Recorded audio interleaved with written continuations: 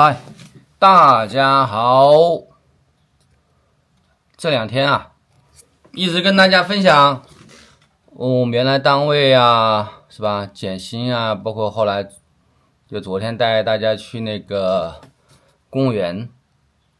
餐厅去感受他们的好的福利。但是大家知道，能够进到那种地方，那比体制内还要体制内了，对吧？那很难的。我们在这里就是个平白老百姓，不能跟他们比的。今天想跟大家分享一个我觉得大家肯定还是会比较感兴趣的一个话题。我要谈我啊，就不谈别的，那些玩意谈的伤心，有钱的太有钱了。我分享一下我这10年我在原来工作的时候的收入。为什么今天想到这样一个话题，是因为一句评论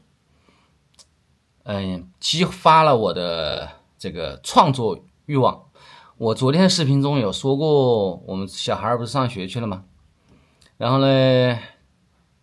觉得做饭啊做菜呀不是特别好做，做多了呀又怕浪费了，是吧？做少了啊感觉自己生活质量下降了，因为原来3个人是吃5个菜的，别人就盯住这句话了。说你们3个人吃5个菜太奢侈了，然后后面就有人评论跟着来了啊，罗宾家是一个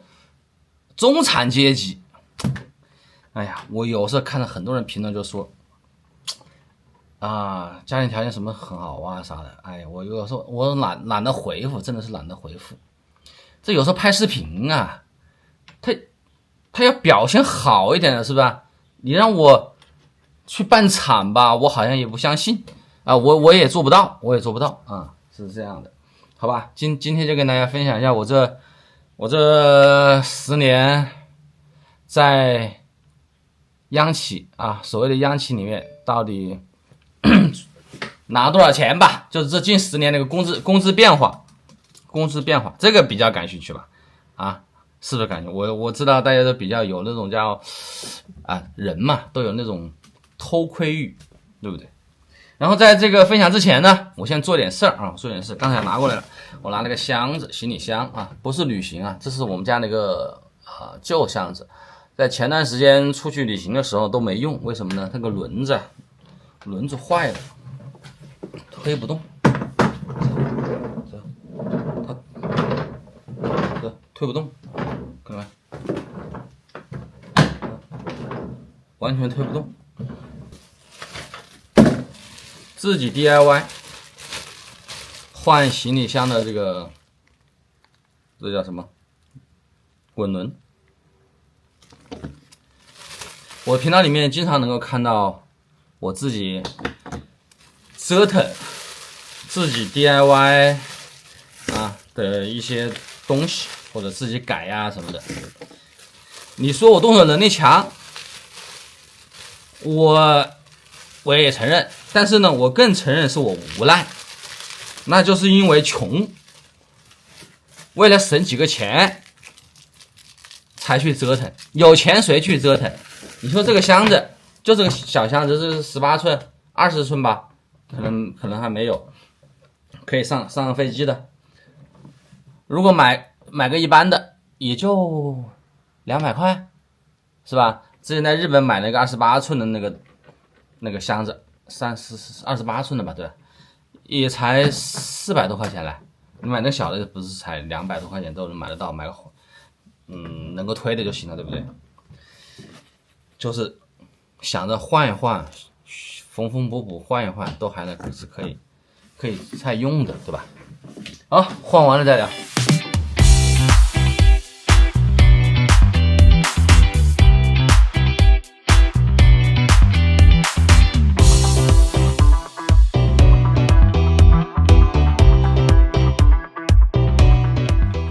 搞完了，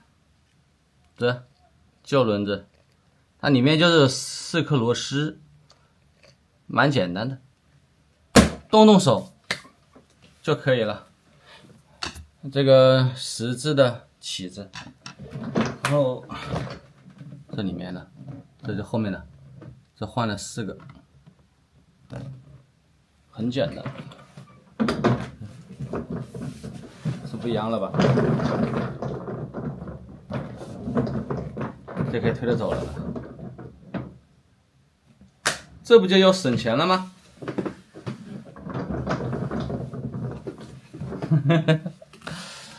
好，继续我们的分享。其实我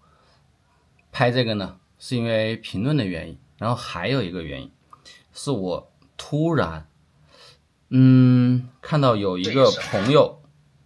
就是上次我去拍那个，这旁边一个街坊拆了之后没有重建的，这个里面还有个单位嘛，里面还有人在上班。别人你看这个单位和我之前发的那个单位是不是一样的？然后这是9月份的，9月24号呢，晚上6点24分发的。这个月的工资955啊，这个月啊，所以他就吐槽，他就把这个视频发到网上去了，然后就突然让我想到了，我在原来那个单位拿多少钱呢？啊，就这样，然后再结合着有的评论区吧，正好也就大家陪我一起回想一下啊，回想一下，其实这几年吧，或者那10年吧，自从小孩出生以后，住进这个房子以后，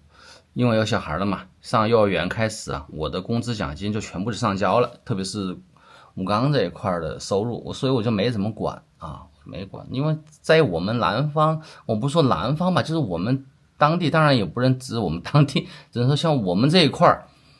像我这种情况，工资奖金全部上交的，应该还是比较多的。所以呢，我当时上班，我觉得好像也没什么意义，我觉得赚的钱好像不是跟我赚的，就是跟老婆赚的，或者跟那个家里面赚的一样的。当然，这个说的也不太负责任哈，但是结婚了以后，你就要承担这个责任嘛，对吧？我那个工商银行的，我们当时是发工商银行，我是好长时间都没有那个，还要输密码进去啊。视频里面都有抱怨是吧？记不记得？老观众应该都记得。我说我钱都交了啊，他就会说你交了多少钱？你知道你每次给我多少钱？反正就是那种不屑的那种口吻啊，大家不知道记不记得？然后呢，来我给大家看一看啊，这是我的卡号，这个卡号是工资卡，这目前只剩798块钱了，798，就剩798了。我们从10年前，2012年1月份，然后1月份呢，按照我们那个单位收发工资，大家也知道，一年过完的头1个月呢，一般就是发上个月的工资嘛，就是1月份发12月份的工资嘛，所以一般年底呢就工资会高一点，我们就从1月份开始看哈。我们当时反正工资就分2块，13号的工资跟20号左右吧，那个奖金。那13号还是蛮准的哈，就是在国企啊这种单位里面，他发工资这一点来说，我感觉好像这几十年班可能就奖金这一块可能有时候会延个几天啊，工资这一块都是很准时的，大部分都是非常非常准时的，这一块没有什么拖欠工资啊，所以这也是大家都愿意去那个大企业里面的原因是吧？但是呢，看一下工资啊，你看13号的工资是1800，下面还有一个4号又发了个跨行，我说了嘛，就是每个月的年底的时候，元月份嘛，他有时候会发一些奖，什么年底综合奖啊，或者是完成任务超产奖啊，类似这种奖啊。但是主要除掉那个过年过节的时候，大部分就是只有13号跟25号的工资跟奖金这一块哈。我们就是看一下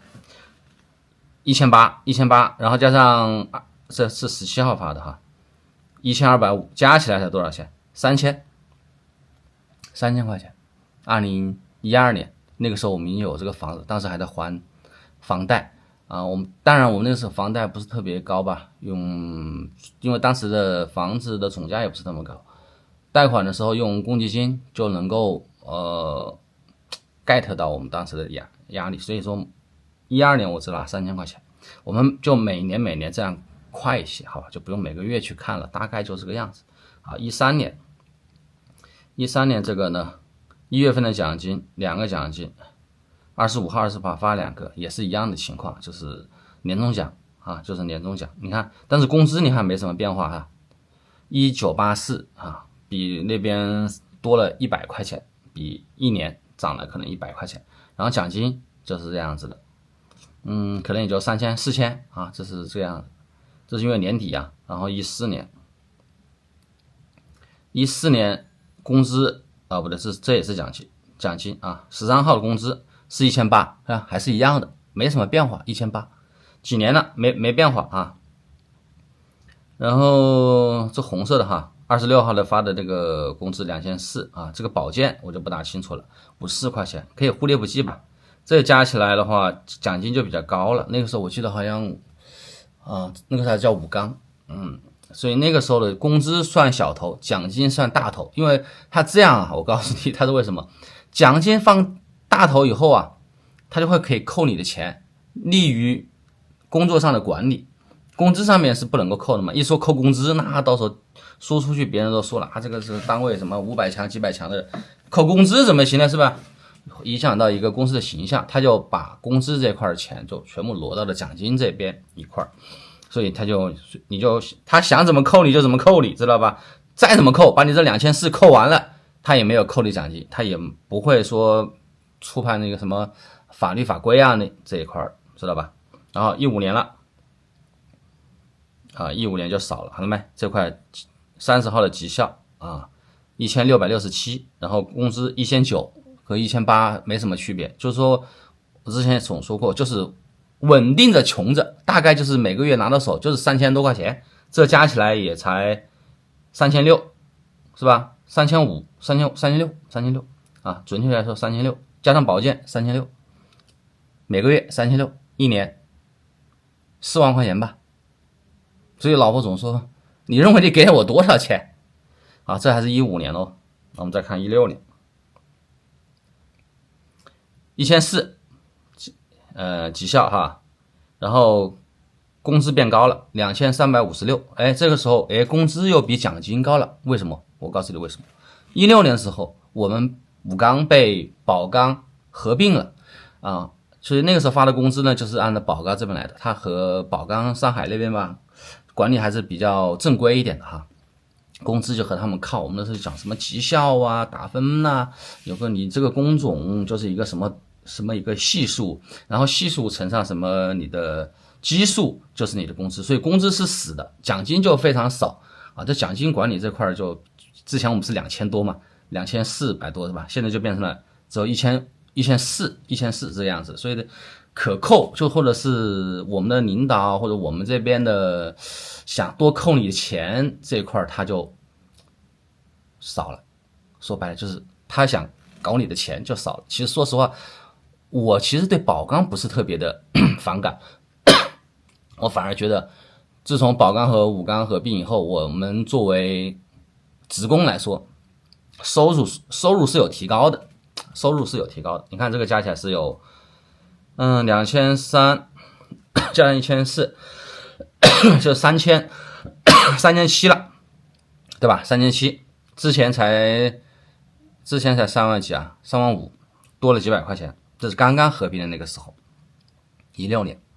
啊，17年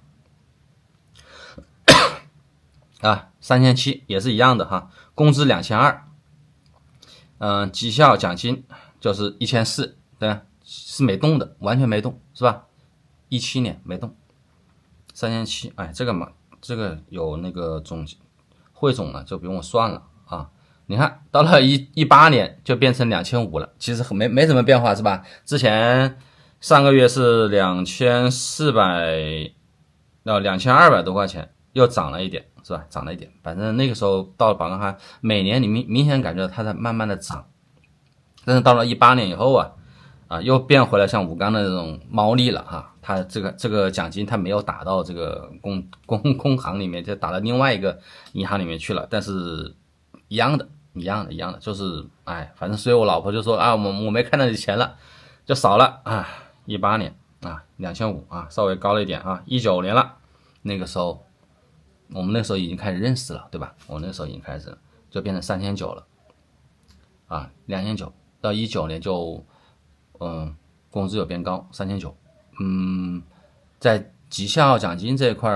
也是1400到2000，在我印象中好像是1800吧，这个样子。这个时候就是接近可以拿到手的话，就是可以拿到5500多块钱吧，啊，4000，对，5500，年收入是6万。好，到了20年，也是我们大家认识的最多的时候，还是那么多，3890啊，3890是吧？3900不是差不多的吗？没什么变化，对吧？好，到了21年1月份啊，3700也没啥变化，对吧？啊，这个上面是扣保险，那个不管了，完全没涨什么工资啊，绩效几乎没动，也是一样的哈，就是2000块钱1800这个样子，所以拿到手就是5000多5500。2022年3500还少了，为什么之前的几个月啊那几年多一点？是那时候我们那个时候不是因为疫情吗？别人都不上班，我们都跑去上班了啊，那个时候就稍微高一些，然后到23年，也是我离职的那一年，就是说离开我们那个单位的收入，3200就越来越少了，反而是越来越少，发现没？之前还3500，现在3200了，这是我离职的这样一个收入。到了2014年就没了，零了啊，就没了，这就是我的收入啊。打工人嘛，你去单位去打工不就是为了赚钱吗？如果你的工资反而每年在呈一个下降趋势，别说上涨，之前还上涨4%、几的一个浮动往上涨，你起码还能够看到奔头。你说每年就看到少，你说是不是就看到没奔头？然后在那几年的情况下啊，某些领导干部他们的工资反而上涨的特别大，所以说实话，思想上是有情绪的，是有抵触情绪的。在那边的处干领导的工资有公开的，这不是我爆料的，是有公开的，他们都是百万的年收入，是吧？那是最顶的那个。那一般的下面的话也可以拿到40多万、50万，因为当时好像说是我们这边要和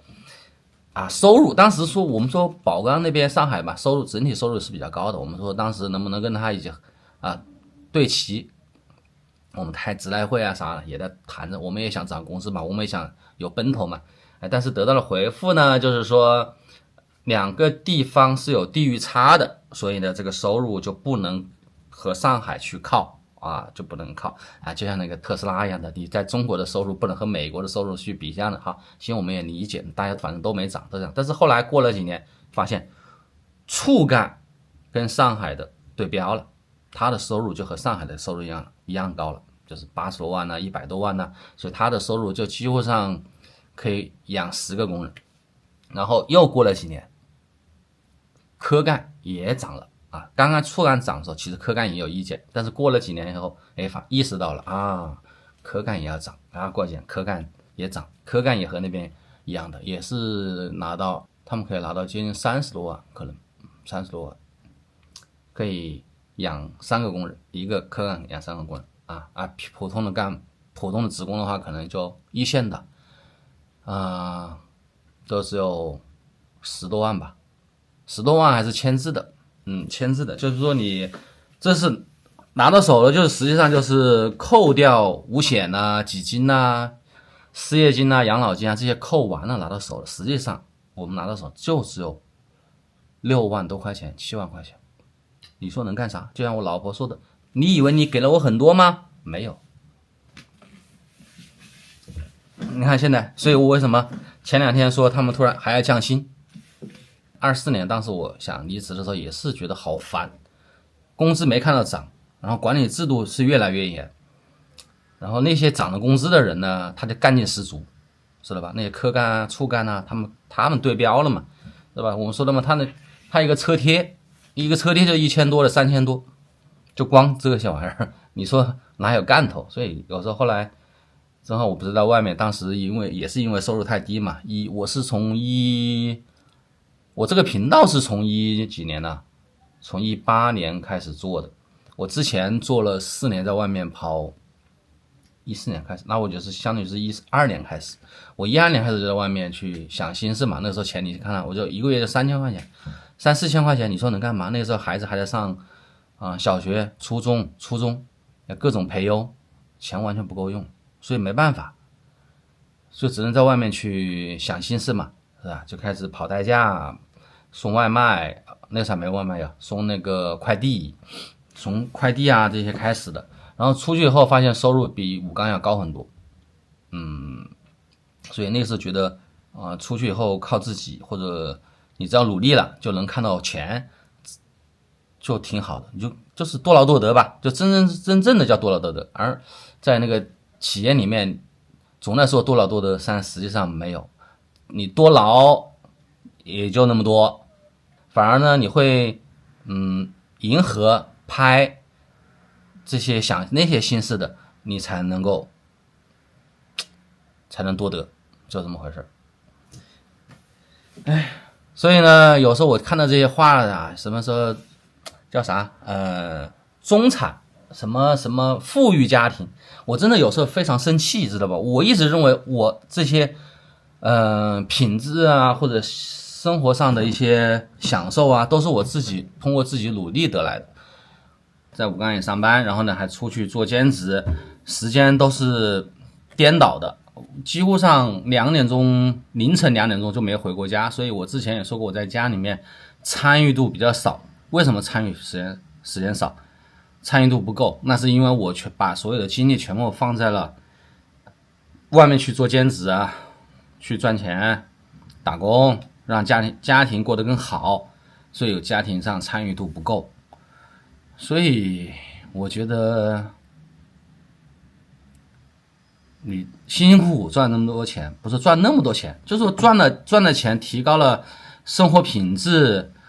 难道不应该吗？给家人小孩多做几个菜，让他们吃得好一点，又咋地呢？所以我有时候就觉得和老婆之间有时候就会发生摩擦。说白了，一个家庭的衡量基础就是一个经济基础，你经济基础不好，你可能就会造成家庭就会很